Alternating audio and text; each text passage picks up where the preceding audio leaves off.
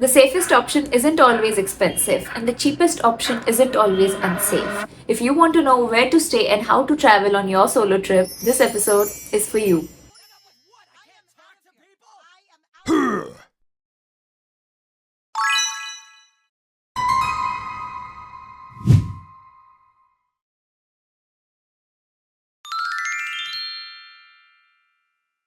Hello, girlies, and welcome back to episode 3 of Solo Not Scared. If you're new here, in this series, we discuss solo traveling for girls in India. Basically, the how, what, where, and everything in between. In the last 2 episodes, we discussed solo traveling, the fear behind solo traveling, if solo traveling is for you, and where should you go. Basically, the destinations and the first steps. In today's episode, we will be discussing two major things related to your solo travel and planning around it, which is accommodation and transportation. Now that we have our destination picked for the solo trip and the plans are starting to roll, it's time to decide what our accommodation is going to be for the solo trip. And girls, accommodation is something that you have to research more than anything, okay? It is more important than the song you put on your Instagram story with a baddie pic. It's that important. And even if you are someone who has never traveled before and you don't know whether you should go for a hotel, a hostel, an Airbnb, a homestay, or you're someone who already knows what they want, there is something for everyone in this series, okay? So we'll go topic by topic, group by group for it. Starting with, there are some things that are going to be same no matter if you're staying in a hotel, a hostel, or anywhere. Some things are non-negotiable, and I want you to keep them in mind when you're booking your accommodation. Number one, what place you are booking it on, because there are a lot of scams that happen, a lot of fake bookings that can happen. Always try to book it from verified apps. Don't try to go after a nice, pretty discount or a deal or something from Instagram. Always try to book from verified apps, booking.com, make my trip, anything that has a guarantee. Secondly, whenever let's say you pick a hotel or a hostel, what I want you to do is open Google Maps and read the reviews. Always start by reading the most recent ones.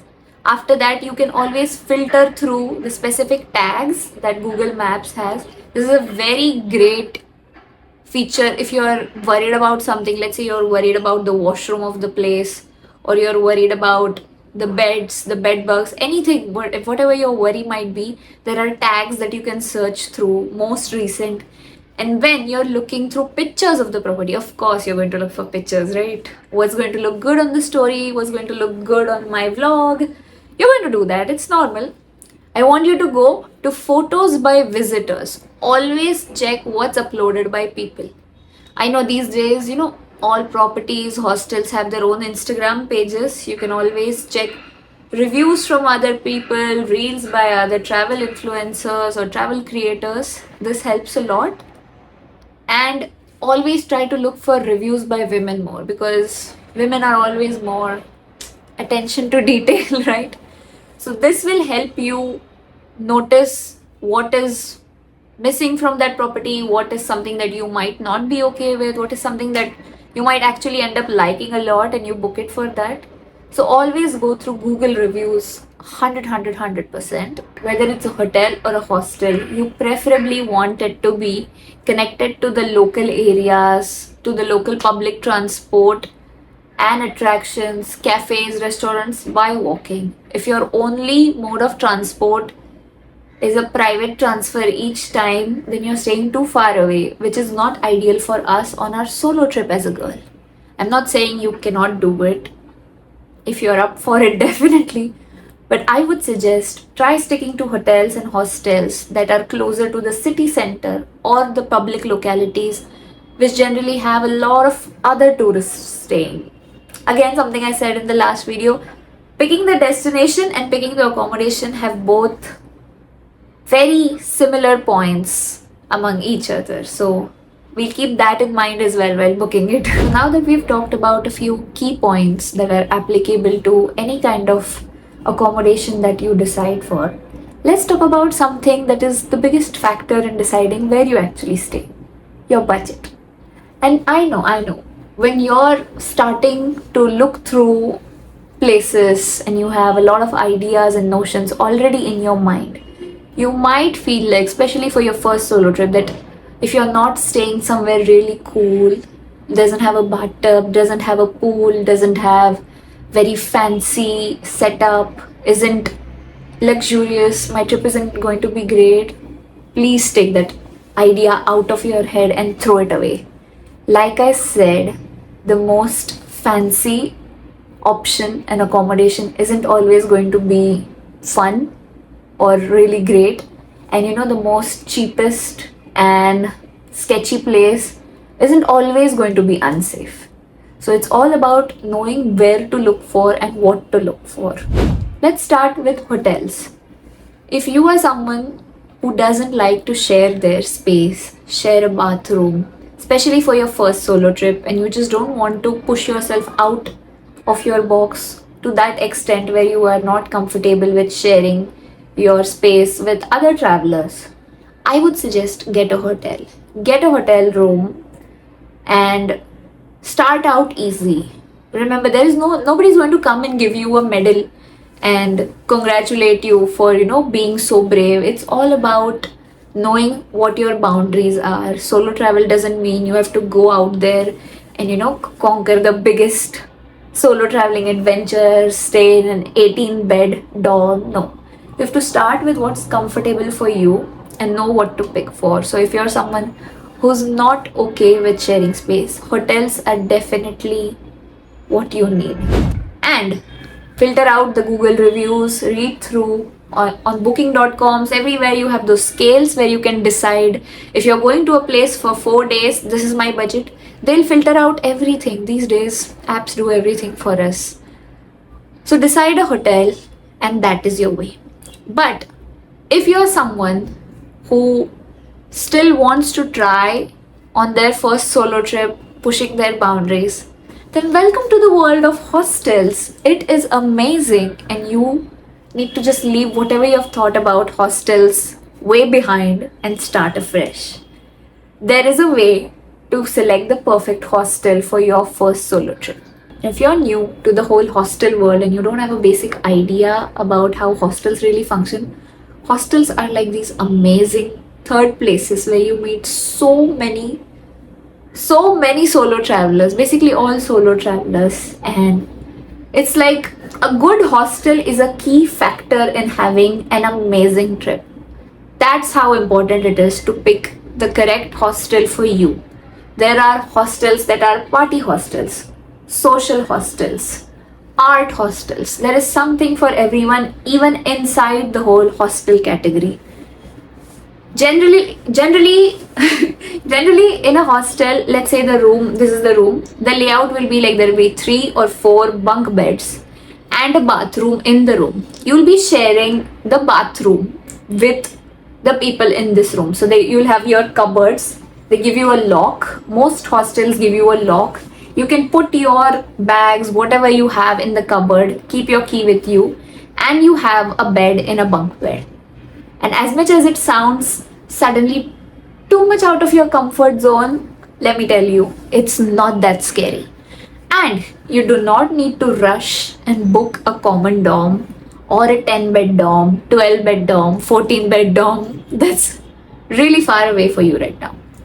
For your first solo trip, or in general for your solo trip as a girl in India, specifically speaking from experience, always try to book the female dorm. There are many hostels that provide female dorms. You'll only share your room with other solo travelers who are female. Better experience at night, better experience bathroom hygiene wise, and in general, you get to meet so many amazing women who are also solo traveling. How cool is that? Coming to common dorms, I wouldn't say common dorms are bad. I've stayed in common dorms many times.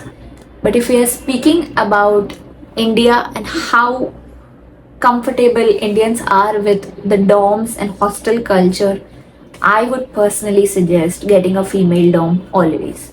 Hostels also offer private rooms at a much cheaper price than hotels. So if you want to stay in a hostel culture, in a hostel surrounding, but want a private room, that is your best option also.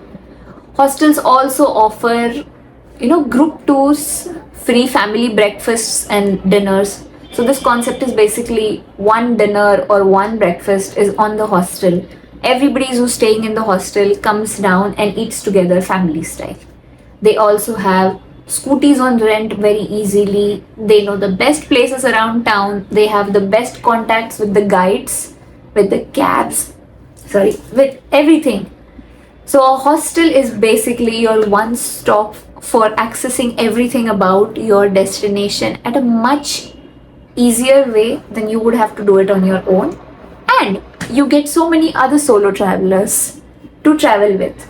This is what I personally do if I am in a city, I'm in a hostel, and I need someone to join me on a tour because I want to go with people or I need like a second person for the activity. Walk up to your hostel common area and scream. Or don't scream, just say, does anybody want to join me for this tour? It's that easy like that. In hostel, everybody is really social and really ready to make up friends easily. Even for hostels, I would suggest booking.com to book your hostels. And no, I'm not sponsored by booking.com yet. Yet. Booking.com is great because you have all the features where you can select the location, budget, free breakfast. Other solo travelers have left their reviews. And don't forget to check Google Images and Google Maps. Please, this is really important by relevance, by recent reviews, photos by visitors. This has been a lifesaver in so many situations where I thought the property was really great and the recent reviews were so different from the general reviews. So, always before you book, go through the recent reviews and try to see what you want from a property, because if you want to stay in a relaxing, chill place and you stay in a party hostel, you're never going to come back to hostel. So it is very important to also know what you want from a property while booking it. And I know many of you might be thinking, why hasn't she talked about Airbnbs or homestays? Talking about Airbnbs, I have personally never stayed in an Airbnb in India while I was solo traveling because it's simply not comfortable and it's not a logical decision budget wise or just in general when you're on your own. Homestays are something I would only suggest if you really know that area and you know the person you're staying with, because essentially you're going into a local's home. So it is not advisable by me for your first solo trip or solo traveling as a girl in India in general. Coming to the second important topic of this video, transportation. Let's not complicate it. Transportation, firstly, how you're going to get to the destination. You have flights, you have your trains and your buses. Depending on your budget, you need to decide what's going to be your pick. I'm not going to really advise you a lot about flights right now because that's really something that is up to you. But always try to land during the daytime if it's your first solo trip. And places like Goa or some places where the airport is really far from the city, you need to think in advance what's going to be your mode of transportation to your hostel or your hotel. So that is something you need to factor in while you're thinking about airports and airplanes. Now, if your preferred mode is train, I would suggest booking them in advance because we all know Indian train ticket system is crazy. 2 months in advance the bookings open. Let's say you want to go on 1 April. It's going to open 2 months in advance. So you need to really rush against time to book your train tickets. It's very difficult to get last minute train tickets. It's not always confirmed. There are many apps like Confirm Ticket, Make My Trip, Rail Connect, and many that I don't know. Always try to travel on a confirmed ticket for your first solo trip at least. Don't travel on, the unconfirmed reservations or the cancel and then you get, I don't know what those are called, like Waitlist ones, yes, waitlist ones. Don't try to book them for your trip because any escalation will directly affect your entire itinerary, and then there's no solo trip for you. So try to book in advance. And now comes, how safe is the train? Where should I book the ticket? Please try to spend a little bit on your train. If your train journey is long, anything above 5 to 7 hours, 5 to 7 hours you can easily sit. But anything about that, try to spend a little bit, and instead of a 3A or 3 economy, try to book a 2A ticket because you're going to have so much space for yourself. The cabin is spacious enough that you don't have to cram on a seat and sit with other strangers while their berth is put up. And the coupe for the 2A is much more safer, I would say, because the doors aren't open to the entire train for people to walk around. It is generally a lot safer than 3A because it is not open. I would personally suggest 2A or 1A in fact. 1A is like luxury travel, okay? In train you're like, aaj paise udayenge wala travel. So 2A or 1A definitely. And I've noticed this few times. I don't know if it is intentional by the railway that if you're booking a solo female traveler ticket, you're generally paired with another female traveler while booking the ticket. But even if it's not, it's always best to have your own space and not be like 4 people on one berth and then some uncle or auntie coming up to you and be like, oh, my knees hurt. Can you shift on the upper berth and I'll take your seat? If you want to avoid all this, go for the 2A. Try to maximize your comfort while pushing your budget. It is okay if you push your budget when it's concerning your safety and your comfort. Never compromise on these two things. Always look at what time is the train reaching because oftentimes train delays. Train is way early and you don't want to be at the railway station at 2 a.m., 3 a.m. without a good plan. So always look at departure and arrival times of the trains. Timings and travel are two things. Like transportation revolves heavily around time. What time are you traveling? If it's too early in the morning and too late in the night, you're not going to get rickshaws, olas, ubers, anything from the station. So generally try to book something that arrives during the day, even if it's a bus or a train. For train stations specifically, this is a tip. If your train is arriving, let's say at 3 a.m., my personal experience, my train arrives at 3 a.m. at Rishikesh usually. 3 a.m. there is nobody that's taking me from Haridwar to Rishikesh because at 3 a.m. there's no transport, local transport, Ola, Uber. All the bigger stations in India have waiting rooms from the government. You pay like 20 rupees for an hour. They have good waiting rooms. They are air conditioned. They have charging facilities and they are really safe. If you pay like 20-30 rupees extra, you also have female waiting rooms, female dorms on the railway station.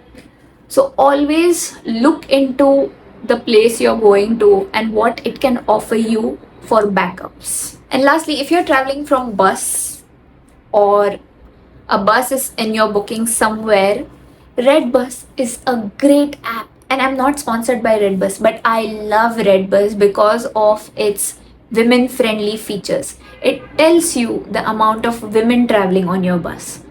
Reviews from women about the rest stops, about the conductors' behaviors, about the amenities offered, especially if you're booking overnight buses or sleeper buses in India. You have a feature to see if the seat next to you is being booked by a woman or not. There are also seats reserved for women specifically. So on most routes, you can generally try to pair yourself up with another woman if it's something that's still out of your comfort zone. Remember, safety is a skill and skill can be learned, right? So until then, you need to try to maximize your own comfort. Try to look for buses that depart maybe around a convenient time for you before your itinerary starts and arrive at a good time in the city. Most of the buses that are overnight are really safe. I have traveled across India in sketchy buses and in good buses also. And while the rest stops and the washroom stops are one of the problems, if you're someone who drinks a lot of water and has a lot of washroom breaks, bus travel might be a little difficult for you. Speaking from experience, they stop maybe like once or twice throughout the entire night. You can always request to stop, but it is difficult. So if that is a very strong point that separates train and flight travel is the washroom. There are some buses, the Benz buses and other few buses you can look on the Redbus app where you can select if the bus has the toilet option. That is really great. Because let's be honest, there's no judgment and shame here. Okay, we are discussing everything freely. So for me, I always try to look if the bus has the washroom because the rest stop might not be that great, and also the amount of women traveling. So shout out to Redbus actually. This is a great feature for solo traveling women and women in general. For your first solo trip, try to prioritize public transport. Try to prioritize something that is not going to feel too much out of your comfort zone. Google Maps again offers you a place where you can check how to get from point A to B with many modes. If you prefer less walking, if you want less transfers, it also shows you a timetable of the public buses that are in the local area. So Google Maps is basically your savior. Okay, wherever you're going, you need to have an offline map of the place. But this falls under the safety category and something that we will discuss in the next episode, where we talk about what to pack on your solo trip and how to ensure your safety. So let me know in the comment sections if you have any other concerns, any questions. 2-3 of you guys have reached out to me via my Instagram and in the comment section asking me to help you with an itinerary that you're already starting to plan, and it made me so happy. It made me really happy because my point when I was starting to make this series wasn't okay, this is going to be great content. Even if it helped one girl, I was going to be really happy. And now that you guys are texting me saying, "Hi Abba, I saw your YouTube video. I had a question. How do I book the bus from Delhi to Rishikesh? Or can you suggest a good place here?" It made me really happy. So my Instagram DMs are always open for all you girlies if you have any questions. And so are the comment section in the YouTube if you want to discuss anything. If you want to put out a general question to other girls, remember this is our space on the internet. And if you have someone you send a lot of travel reels to, is your travel friend, please send her this video and welcome her to our series and help a girl out with her YouTube dream. Till then, I'll see you in the next episode. Bye!